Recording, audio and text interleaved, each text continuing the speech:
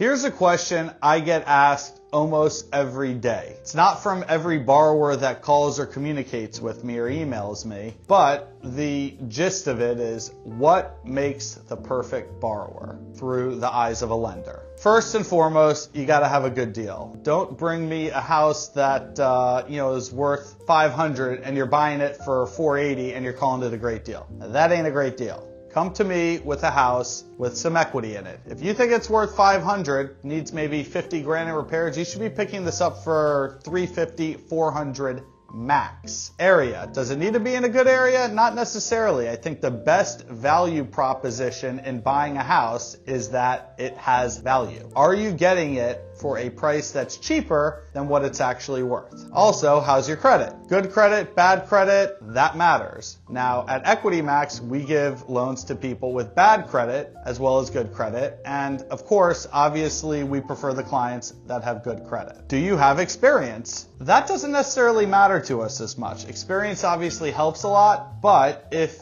you come across as someone that has their ducks in a row and knows what they're doing, that to us is as good as experience. Experience will compound that effect and give a better impression to the lender, but experience isn't always required. How much work does it need, and do you have your contractors lined up? A lender wants to see that a borrower has his or her ducks in a row, that they have a plan and a course of action. If I say, what are you going to do with this property, and you're stuttering, not knowing what to do, that's a red flag for a lender. Last but not least, be true to your lender and be true to yourself. If you have a project that needs a kitchen, bath, and some other cosmetic repairs, and you think you're selling this in 2 months, that's something that tells a lender that you have no idea what you're doing. Because even in today's market, it's taking properties sitting on the market for 4 to 6 months just to get some action and get sold. So if you come to me and say, hey, it needs about a month worth of work and I'm going to sell it in another month, I know that you're completely full of it, and I probably can't take everything else that you're saying at face value. So these are some tips and tricks on how to sound reputable when you're going for your next hard money loan.